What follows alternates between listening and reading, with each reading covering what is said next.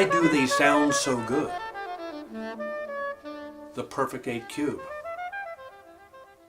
You heard it for yourself. It's now the beginning of March. I've had the speaker in the system for a little over 5 months. We did final setup in November, so we have about 3-4 solid months of dialed in listening experience. Again, 2 different power amplifiers, Audio Note GACO 1 and Audio Net Max. Both amplifiers grip the mid-range and tweeter units of the Cube almost perfectly. Many of my recordings, and yours too, have out-of-phase information. One microphone is capturing a trumpet aiming this way, another one has a trombone aiming that way, and all of this different phase information is being captured by the microphone. Well, the Cube reproduces that back to you in your room. It's not like a direct firing loudspeaker. You get to hear the full spatial effect of what the microphone's picked up. It sounds more real this way for whatever reason. I mean, we fool ourselves with high performance audio equipment to make us feel as if we're at a live event or at a concert. So we need every cue we can possibly get. Don't believe the reviewers who say tone is everything and pace, rhythm, and timing is all you need. If you really want to fool yourself, you want to hear, is the sound coming from here, is it coming from there, like we do in real life. It's a built-in survival mode for humans. You want to hear sounds around your head. You don't want to have loudspeakers that just sit out there and give you a wall. You want to have it so they give you an image to fool your mind into thinking that there's an instrument right there, and perhaps another one over there, and a kick drum over there. That's what we pay the bucks for.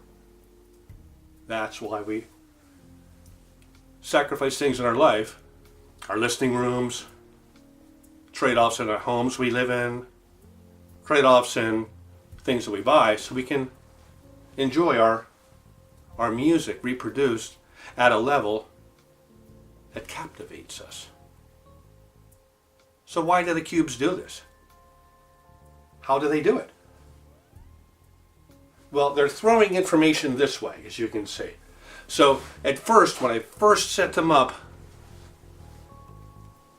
put the correct amplifiers and the audio net amplifiers in the system, I heard this. And a day or so into it, after 2 o'clock in the morning listening sessions, I thought, I wonder if they're fooling me. Why don't other loudspeaker companies use side-firing mid-range? Am I going down a rabbit hole here of a special effect? And after another day of listening to more recordings, I realized that's not the case, because if it was just a side-firing mid-range units that are giving me the spatial effect in the room, well, then it would be like the MBLs. I would hear that same effect on all my recordings, and I don't. And that's where I drew the line in the sand, stepped over it, and realized that I'm listening to an extraordinary loudspeaker.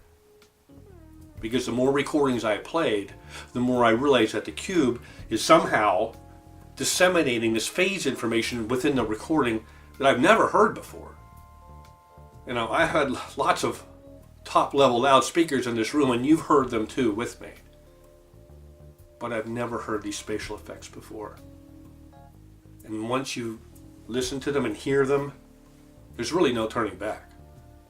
I mean, John Coltrane, not only is John Coltrane in the room, but so is Philly Joe Jones. So you talk about holographic imaging, you look at the triple-decker chess sets, and you see how you can move from here to here in different dimensions. This loudspeaker does that. It gives you the different dimensional aspect of your recording in your listening room. Quite often I'll be sitting and listening, and the sounds will, out-of-phase sounds, come right behind my head. We hear that on Amused to Death, the Roger Waters album that has a lot of out-of-phase information. Madonna uses a lot of that special effects, Q sound effects. This sound engineer is able to actually manipulate where that image is in the field. Well, this speaker, it resolves that manipulation. So it's fun. Well, not only do you get gripped by your music and you're just drawn into every aspect of the music, but you actually get engaged by that effect of the sound placement in space. So what don't they do? Well, they don't do one thing. They don't rattle the windows. They don't kick you in the chest, because they're only 5-inch drivers. The woofers are fine. The woofers will drive down to 10 hertz. The woofers can fill the room with bass. But if you have information that are at and around 100 hertz, you just got to watch it a little bit on your volume control. Because you're being asked, or they're being asked, to move a lot of air with the 4-inch surface area. So I found, second day of listening, if I turned it up too much and tried to get that MBL, fill the room effect with Madonna gyrating on the dance floor and the walls vibrating, I'm not going to get that. But days into my listening, I realized I was getting more. Though I didn't get that one aspect of effect, I was getting everything else. And I didn't have to turn it up. I didn't have late night listening sessions where my ears were ringing in the next day. So there's a sophistication level to the Cube. It's not a speaker made for Hulk listening sessions. It's a speaker that's made for intelligent listening sessions, where you close your eyes and the music and the sounds just envelop you from every angle in your room. Because remember, you have a direct firing tweeter, side firing mid-range units, side firing woofer units. So you're getting the direct, and then you're getting a lot of reflective energy coming into your room. And you're not getting a lot of that first deflection, the first inflection point coming at you, as you do in a standard loudspeaker that has all the drivers aiming right out at you. You're getting more of a field effect. So you're taking some of your listening room out. And in fact, even if you get on the Perfect8 website, they suggest that you could put the cubes back against the walls. Now, I didn't try them back against the walls. I did experiment with the woofer placement. I tried the woofers right next to the cubes on the right and on the left side. I tried them more in the corners. And then I dropped them back in between the cubes, firing left, right, about 12 to 14 inches in front of the mid-range. So the woofer is sitting down here, it's a little forward. When I pull the woofers off to the side, a little bit of a hole in the lower frequencies. When I have them here set like this, I'm getting a seamless effect. Christian McBride's bass on one of our demo tracks was what I used to test that and to set that up. With the speakers set the way they are now, Christian McBride can sit, depending upon where the recording engineer placed him, he can be anywhere in the front of the room. In dimensional sound, top to bottom, frequency response. It's uncanny. So the speakers are out a little bit, the woofer units, and son of a gun, it doesn't look cool that way. So I come into this listening environment, every time I walk into this environment, I look at the cubes, I look at the drive units, I look at the woofers, and I feel a pride of craftsmanship that these three guys have come up with. Jonas, Joran, Kolya. You guys have really done a great job here with the Cube.